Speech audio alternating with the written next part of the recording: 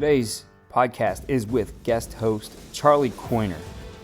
Charlie is a former NFL and college coach and now the founder and CEO of First Down Playbook. And on this episode, we were joined by John Shoop. John Shoop coached at every level, including high school, college, and NFL. He spent the majority of his career in the NFL as quarterbacks coach for the Panthers and added offensive coordinator duties with the Bears, Buccaneers, and Raiders. He went on to be the offensive coordinator at the University of North Carolina and then Purdue. He also spent time at Vanderbilt, LSU, Louisville, North Carolina, and Tennessee. He's a wealth of knowledge on the game, and he talks to us a lot about quarterback play here, and Charlie and I get into some ideas with him as well. This is one you will enjoy. Keep tuning in here. We have new episodes coming next week, and we will be releasing our free digital magazine for coaches, Coach and Coordinator Monthly. Follow me on Twitter at Coach K. Grabowski to see more information on that release, and go to our new home for the podcast, coachandcoordinator.com. Enjoy the episode. Welcome to week 2 of the game plan with my guest host, Charlie Coiner. And this week we're focused on quarterback play. And in addition to some talk here with Coach Coiner and sharing some ideas, we're going to get John Shoop on the phone. And John Shoop is currently quarterbacks coach at AC Reynolds High School, but he has a ton of experience in the NFL and in college football as well. Coach Shoop got the start in his coaching career at Dartmouth. From there, he went on to be a GA at Vanderbilt and then went into the NFL, first as quality control, then he became a quarterbacks coach with the Carolina Panthers. He moved on to that role with the Bears, became offensive coordinator for the Bears. Then he was the quarterbacks coach for the Tampa Bay Buccaneers. Then the Raiders, also became the offensive coordinator there. Moved back to the college level at North Carolina as the offensive coordinator and quarterbacks coach. Finished up at the college level at Purdue as the offensive coordinator and quarterbacks coach. And currently he's coaching at AC Reynolds High School in Asheville, North Carolina. So another wealth of knowledge on our show, Coach. And it's exciting to be back here with you in week 2. Yeah, I'm excited for this. I know everybody out there is starting to get a feel for how the seasons are going, and I hope they're going well for everybody, but we all know that there's about 50-50 right now. Half the people win and half the people lose every week. So whatever side you're on, if you're winning, hope you keep it up. And if you didn't win the first couple of weeks or the first week, then it's got to get a little bit better. Coach, I can remember the day. It doesn't seem that long ago, but now as I look back on it, it's over a decade at least, when in my offenses that I was coordinating, the tailback was the focal point of what we were doing, and certainly that has changed. And the offenses today, most of what you're going to see, quarterback is the focal point, and as he goes, so goes the offense. So quarterback development is very important to that, and as coaches, we have to remember that there's things we're going to have to do to continue to develop and work on his mechanics, while at the same time we're developing his decision-making skills. And we really put a lot on the quarterback today when we think about RPOs and zone reads and all those types of things where he has to make a lot of decisions. So there's a lot that's on his plate, but we got to keep developing the mechanics part of it. Exactly. It's hard to find, maybe in baseball and I get it, a dominant player in basketball where the focal point is so much on one player. And I get the part about a pitcher or LeBron James, but I think the difference in football, and this is where it's hard on a coach too, is that you're really asking if a quarterback's going to get to his highest level, regardless if it's high school, college, or the NFL, you're really asking for that player to be an extension of you on the field. Mm-hmm. And when we take that step and we go, okay, we want that quarterback to think like we do. You know, we're old and busted up, or we never were that good in my case to get out there and be a quarterback. But what we have hopefully is a wealth of knowledge, and we try to give that to the quarterback to make great decisions. The complexity comes into it. That's just not enough. We can't send the quarterback out on the field with all the proper decision-making knowledge, vision, and all of that, And then when it comes time to actually carry out the play, if it's a read option or an RPO or just a drop back pass play, if the fundamentals are not there, you're no better off than if the quarterback didn't really know what they're doing. So very complex, really, at every level. And that's why quarterbacks and quarterback coaches are so valuable. And it's something that I know many coaches aspire to be. I've been a quarterback coach before. I've coached a little bit of everything, but that is that position, and that position coach will determine so much about the success of not only the offense but the overall football team. Absolutely, Coach. And he's a guy who you have to give constant feedback, and it's on everything. It's not just on, hey, that was a good decision that time.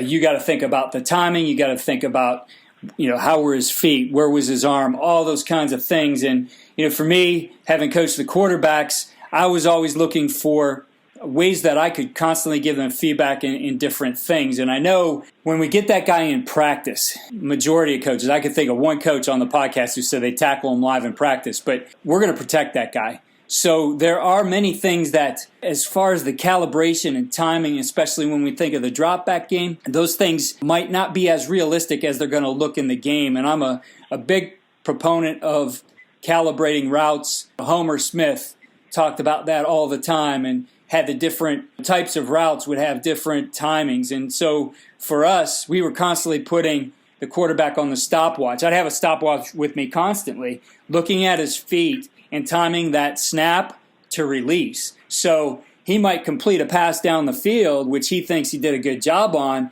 When I look down at the stopwatch, it was at like a 3.1.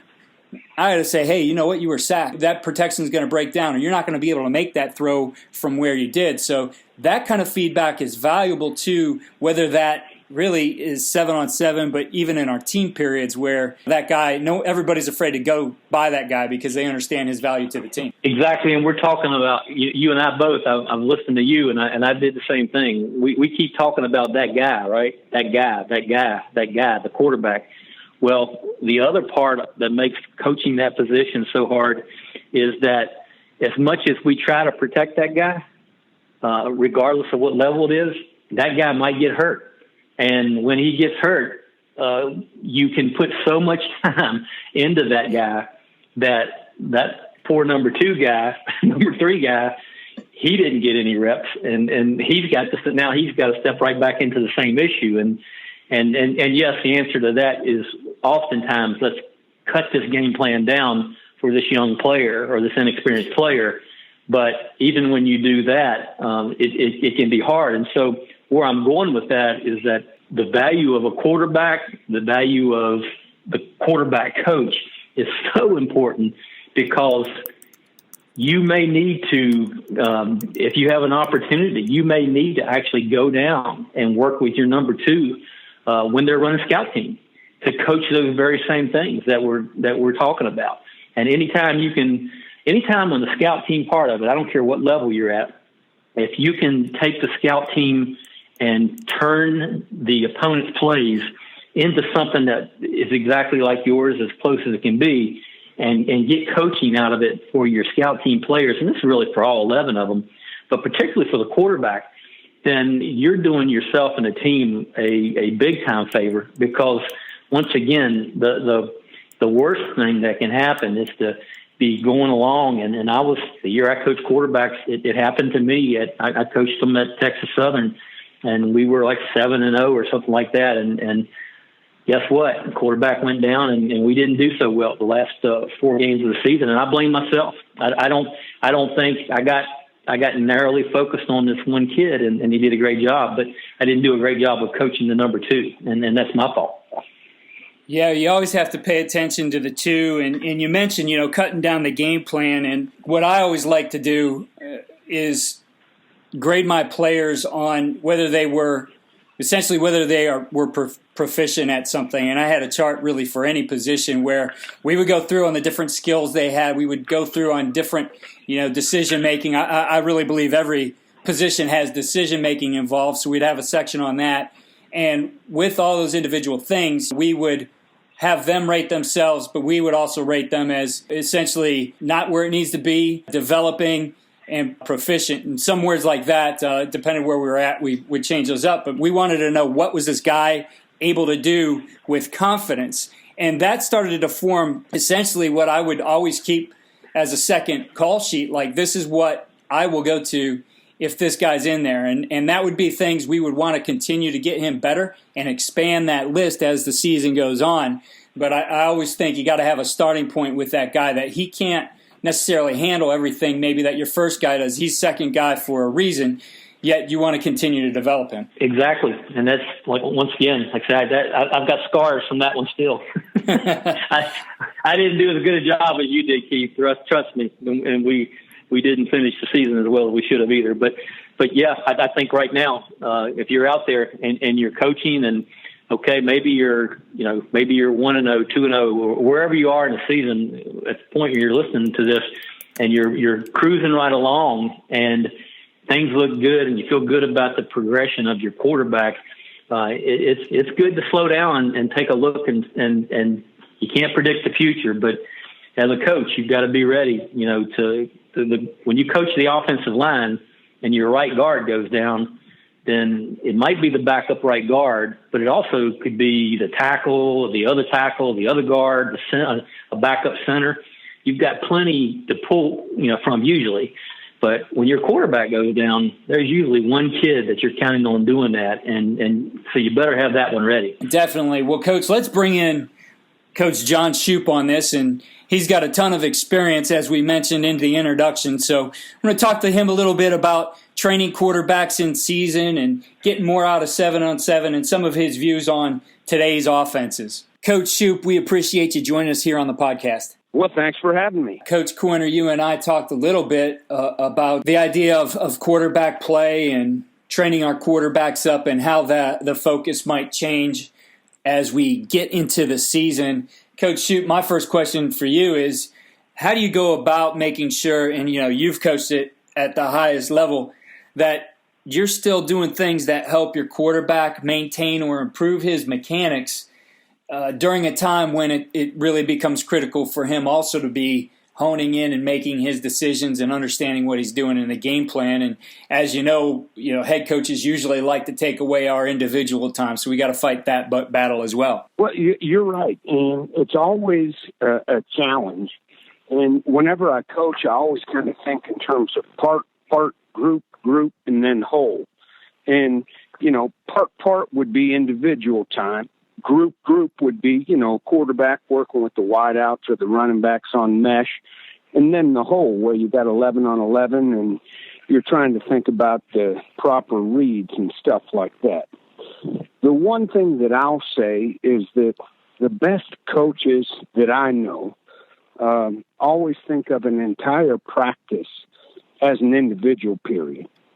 Just because a play caller is talking about in an 11-on-11 or even a 7-on-7 about a concept or a play, that doesn't mean that the quarterback's coach, and if the play caller is still the quarterback's coach, can't still coach mechanics during that period.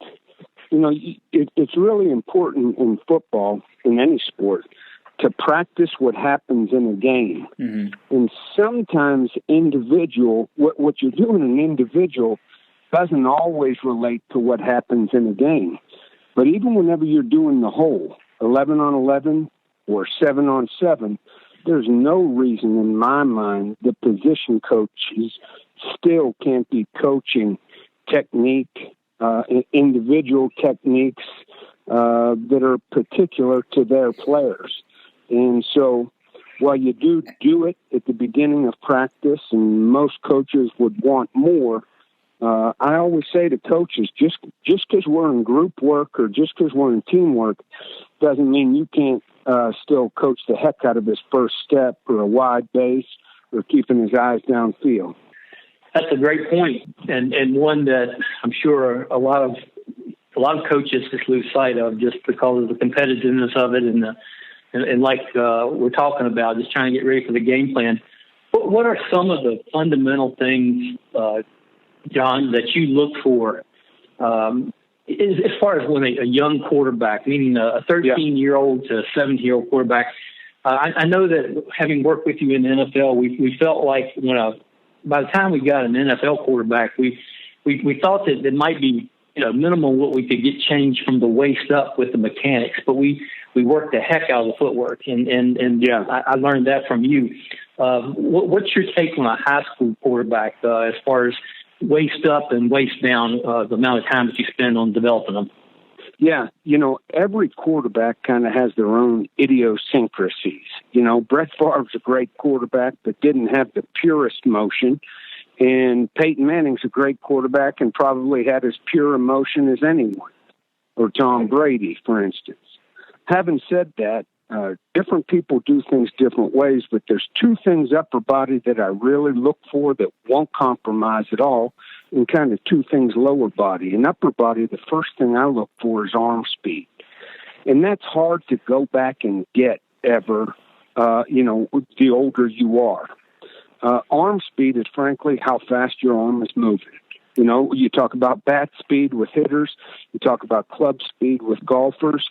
If you want to throw the ball hard, you got to throw the ball hard. If you want to throw the ball far, your arm needs to be moving fast. And anybody who thinks that Tiger Woods or Brooks Koepka, whatever his name is, some of those guys swing lightly at the ball when they hit it 400 yards, are kidding themselves. Their clubs are going fast, and quarterbacks' arms are going fast. So I look for arm speed. One of the important things in generating arm speed is hand size. If you can't grip a football, you tend to kind of develop mechanisms to shot put it.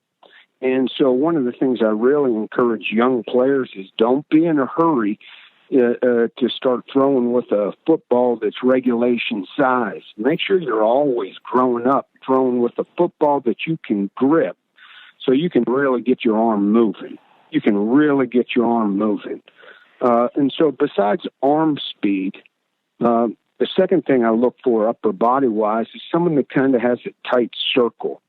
And so, again, if you think of a golfer, golfers are more accurate the shorter their club is. And the reason is because they have a more repetitive motion. And that repetitive motion just lends itself to accuracy. And so quarterbacks need to throw the ball with a tight circle. Think more like a catcher coming out of a crouch, throwing it down to second base, putting it right on his ear, rather than, say, a pitcher like Kershaw dropping it down below his waist and having a big circle. So when I talk about a real tight circle, some of the tightest circles ever, started, I learned it with Danny Marino, but you see it with Tom Brady and A-Rod right now, where the ball doesn't drop down, but it gets up in that real tight circle. You couple arm speed with a tight circle, and that's a pretty good starting point for any quarterback at any level.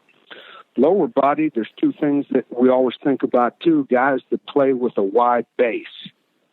Think of a boxer in a boxing ring when he's bouncing around kind of on the balls of his feet. A good image also is a tennis player waiting to return serve. They're not jumping up in the air, but they got a nice wide base, kind of like they're riding a horse, and they're on their insteps. That's a very athletic position. Athletes that play with a real narrow base kind of concern me. I like athletes that have a little bit wider base and are kind of on their insteps. That's a powerful position, and you see a lot of right-handed batters hit that way as well. So that wide base, and then be able to throw the ball without a lot of room. We used to say have a small footprint, but it's really there's some guys that can throw the ball in 7-on-7 because they take a crow hop. But whenever you put them in team period, you don't always get to take a crow hop from the pocket when you got a 3 technique breathing down your throat. And so people that can throw the ball with a short step or no step at all, kind of the flick of the hips, are really attractive as well. And there's ways that we kind of test that, see if guys can do that in camp. Having said that, I never felt like in college, and especially the pros, maybe in college, but the further you got along in your career, I always felt like it was harder to correct the upper body stuff. I was going to have a harder time developing arm speed the older you were, or tightening your circle the older you were. But I always felt like no matter what level, I could really drill your lower body and widen your base and get you into more athletic position if you were a willing, participant in all the drills. That was long-winded. I hope it made some sense. Made a lot of sense, Coach. I had a follow-up question to something you said, and we're going to get into 7-on-7 here a little bit, but that idea of the quarterback who in 7-on-7, especially think of the high school quarterback, is taking those crow hops and essentially moving into what would be the back of an offensive lineman, or at the very least putting himself in danger of coming through and following through onto somebody's head. How do you start to train that to make sure that he's not developing those bad habits in 7-on-7? Yeah, well, there's a lot of drills that you can do with the quarterback to keep that base wide and make sure they're taking short steps and no steps. And I think it's really up to the coaches to really impress that upon the quarterback in 7-on-7s. I think 7-on-7s are valuable. I mean, anybody who says they're not is high. I mean, it's a quarterback getting to throw the ball to receivers in a lot of different ways. You just have to pay attention to it and try to make it as realistic as possible. A mantra that I always use is practice what happens in a game. And as a quarterback, you're never going to get to have that big crow hop. So just monitor that in those 7-on-7 drills. And just like you blow a horn whenever a guy takes, 6 seconds back there, you might blow a horn and say you were sacked on that. I might do the same thing, that if he clicks his heels or kind of takes a crow hop or isn't throwing from that, 2-yard by 2-yard well, or sometimes we refer to it as the eye of the hurricane, that spot in the pocket, we too can say, no, you'd have been sacked on that, even if it was under the 4-second time limit or 3.5-second time limit, whatever the offense coach might say, or defensive coach might say, half a second time limit, right? Right. It's interesting because it really gets back to what you just said about 11-on-11 padded practice. I mean, it always gets back to the coach. I mean, if the coach is going to take time to still coach fundamentals and techniques during the team period, same thing. When you go to 7-on-7, it's important that the coach not get so competitive in a 7-on-7 drill league or whatever that they lose sight of what we're doing, because at the end of the day, it's always about the player. I mean, if we mess that part up, we're never going to be right. Expand a little bit, because, and we don't want to go too far down this rabbit hole, but I mean, there is an argument out there that, 7-on-7, who's talking to my kids, who's coaching my players, and you bring up a great point. If the game is going to grow how it's going to grow, and that's sometimes we can only control that so much, but get into that a little more in depth about the 7-on-7, your feelings on that. Yeah, I, as a coach, have been sensitive, and wonder. I've coached college players who have, gone to, some of the quarterback guys that do their work. And what I've always tried to do then is also call those quarterback guys and say, and many of those guys, whether it's Whitfield or Kenny Mistroli, Charlie, we coach, right, at Chicago. If I have a quarterback that's going to work with those guys, I'll call them and say, hey, here's what we're working on and what we're emphasizing. But, you're never going to tell a young basketball player not to go out and play basketball. You're never going to tell an aspiring golfer, well, don't go out and play golf. I think it's important to get people out there, get people playing. Not everybody in the world wants to go run the T formation and just pound their head in the sand all summer. those are the kinds of schools that are struggling with numbers. It's the schools that are throwing it around and kind of promoting some fun. And, yeah, if you want to call it basketball through the air sometimes, I get it. But isn't that better than not showing up? You know, if you've got 22 guys that are out there playing 7-on-7, that's a lot better than having, 6 guys that showed up to lift because all they're going to do is just hand it off all year. You're going to have trouble getting the numbers up. Right. So, sometimes I've been sensitive about that. But I've always taken the high road and called that coach. And I think you could do that, too, if there's someone coaching your 7-on-7 team. I coach high school now, and I do that with our youth league. In fact, I spent last week with many coaches at our youth league saying, look, you guys got to do what you want to do, and that's your job. I get it.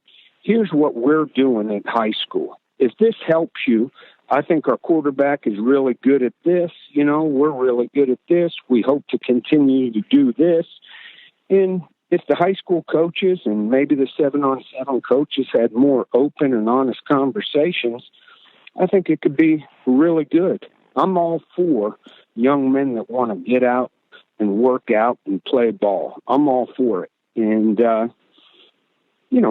you just got to deal with some of those situations openly, honestly, and be transparent. On that topic, on almost the same topic there, John, different forms of offenses at the high school level.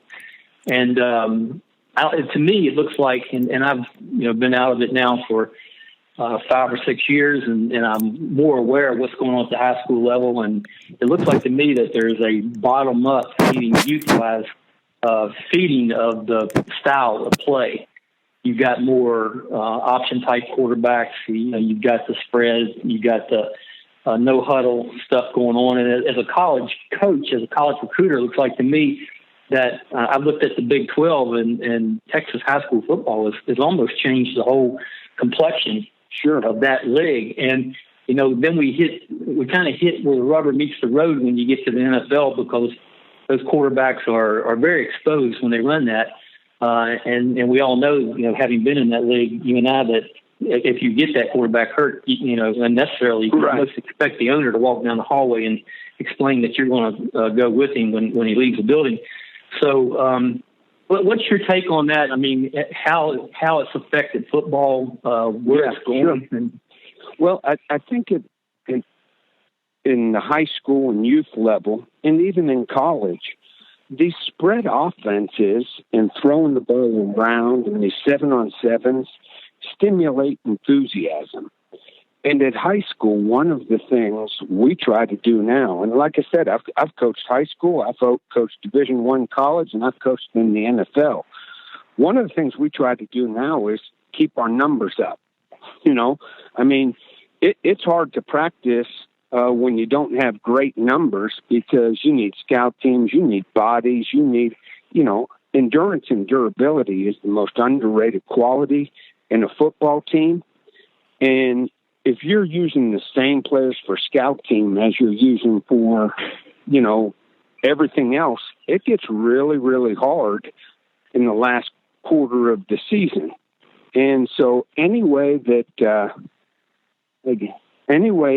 you can keep your numbers up, and one way to do that is, hey, we're going to be throwing the ball around. I tell guys walking in the hallway, hey, we had a guy come out last year, first year he ever played football in his life, and he had 80 catches for us last year. Well, guess what? We had 3 guys that just walked on at wide receiver for us this season. And so that stimulates some of that. That's important. But when you get to the NFL, people don't realize how fast they move and how hard they hit. Charlie, when we were at the Chicago Bears, if you remember, we used to always want to play. We drew the Falcons like 3 years in a row for some reason. And we always wanted to play Mike Vick, their starting quarterback, in the second half of the season. And the reason we want to play him in the second half of the season is because he ran around a lot. Well, when he ran around, he had a great quarterback rating the first 8 games of the season. He had a subpar quarterback rating the last 8 games of the season. And the reason is, it's hard. I mean, you get beat up, that's a passing league. And if you've got a big bruise on your passing forearm or your hand or your pinky, it's hard to throw. It's really hard to play. And so self-preservation in that league is paramount. And it's really important because, one, you're getting, $50 million sometimes. The worst thing that can happen to a team is for a high-priced player to be injured. And so the number one goal for a quarterback, and we used to talk about this in the NFL, our number one goal is for you to start 16 games. If you start 16 games, our team will have a legit chance. And go through and you look at the teams in the NFL that, where their quarterback doesn't start 16 games and they just complain, well, son of a gun, we had all kinds of injuries. I think you got to be intentional about how you practice, how you prepare, and things like that. People complain about Peyton Manning sometimes sitting in the eye of the hurricane, and when it breaks down, he'll just take a knee rather than get sacked. I don't know. That's a lot better than Mike Vick missing, 6 games because, he's in the concussion protocol. Discretion's the better part of valor, Shakespeare wrote. I kind of agree with that, Put another way, live to fight another day. Live to fight another day. There's no doubt. You got to be intentional about endurance and durability. And the NFL, you can only take so many hits. And you can say, well, hey, Oklahoma, Texas, that's big-time football. Ohio State, it is. It's big-time football. I'm here to tell you, it ain't the NFL. Well, it ain't. And we've been there, Charlie. Yeah, that reminds me of one of our mentors who used to say, Coach Dick Jauron, who was one of the best people and best coaches I've ever had the opportunity to work with. Coach who played 9 years in the NFL said that the players would always, when a player took a big hit in practice or a game, they always thought that every human body out there had a number of hits that their body was going to be able to take. And when the player would take a hit, they'd go like, oh, there's one more. Mark one more. Yeah. Yeah, so that's a great point, Charlie. People don't realize it's the cumulative effect of these hits. And that's why you got to be wary how you practice. And frankly, that's why I'm all for passing the ball around in the spread game. And 20 years ago, I was a guy who wanted to run the ball more than we passed it and be as physical as we can. Well, 30 years ago, I wasn't allowed to drink water at practice either because it made me soft. I mean, the world changes. You just figure things out. You've had the opportunity to coach at the 3 levels, the NFL, college, and high school. What would be one play that you would pick out that you'd say this works at any level? Could you walk us through that? We'll have Coach Coiner will draw that up in First Down Playbook for our listeners, but could you walk us through a play you think would work at all 3 levels? Yeah. Well, it's a curl flat principle, and we've run it at all 3 levels, and it's kind of become an identity play for me as a play caller. I learned it from a guy named Ron Earhart, who's the longtime offensive coordinator for the Pittsburgh Steelers and then the New York Giants. The Giants when they had Phil Simms, and this was Mark Bavaro's play, their tight end. And so we'd line up in a bunch formation on one side. We'd line up in a bunch formation, and the outside receiver and the point guy in the bunch would switch. And we called the play razor. And usually the Y was the guy at the point. And they'd switch release with the outside receiver running down the middle of the field. The quarterback had an alert on that. And then the point man would seam outside and push up 8 to 10 yards. And we called the play razor. If that point guy was the Y, or what we called the tight end, we would call it Y razor. And then the number 3 guy in the bunch would just be going to the flat. And so it was a 3-man concept on the front side of the razor and flat, the curl and flat, but it had a vertical element that kept a poach safety, that is a quarter safety, from jumping or from robbing that hook route by the Y. And so we called it Y razor. And then down in the red zone, we used to sometimes tag instead of the razor, with the razor, instead of the outside receiver running a go, he may run a corner over the top. But that was kind of a 3-man concept that we coupled with usually a 6-man protection and had an individual route on the backside. And so the individual route, we put a wide receiver split out just by himself over there. And we used to tell the quarterback, you can throw that if it's a given. A lot of people talk about different coverages. Coverages are sometimes hard to read whenever you get all kinds of formations. We used to just say to the quarterback, if that's given, if that's a belt-high fastball, if that's an easy layup, you can take it. And you can even hand signal the route to your individual guy. Sometimes a stop at 10 yards, sometimes a speed cut out at about 12, sometimes a skinny post. You can hand signal that route to him. And in fact, Jerry Rice used to hand signal the route into Joe Montana and Steve Young. They used to do it vice versa. But it'd be a 6-man protection, and the quarterback could throw the individual route if it was given.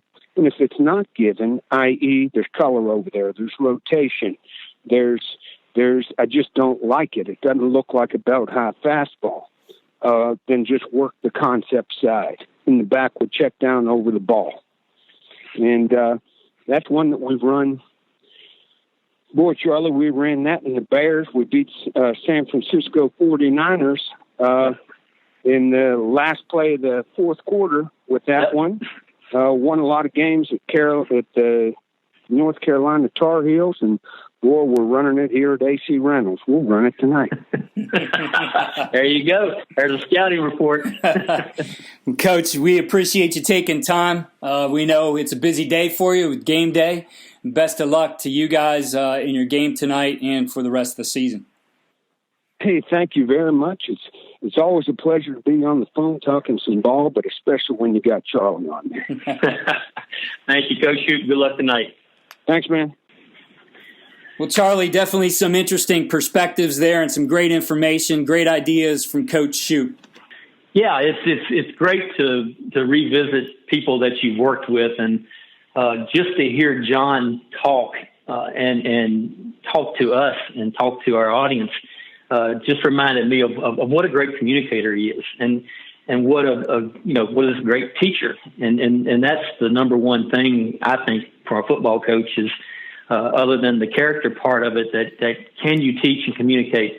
I'm just listening to him, and one of the things that came back to me, Keith, as I was listening to him talk about the upper body and lower body stuff. I'm standing in Knoxville, Tennessee right now, and my girlfriend actually had me re-watch the show that Peyton Manning did on the Denver Broncos season, and I went through a season with him, and some of the fundamentals that John was talking about were the very things that Peyton Manning was working on as a, double-digit veteran of the NFL, and all the things, he went back and worked with David Cutcliffe, and all the things that never really changed over the course of his career. And so, sometimes we get bored as coaches working on those fundamentals, but to hear somebody with the experience that John Shoop has, to hear, obviously, Peyton Manning in his final 2 years as an NFL pro just reinforce the same things over and over and over. There's a lesson to be learned there, a lesson to all coaches out there, that just because you've coached that technique before and you've coached that technique for 30 years, the player that you're coaching, they haven't been coached that long. They need to keep getting coached on the fundamentals and techniques. And that's what jumped out at me with the things that John was just now saying.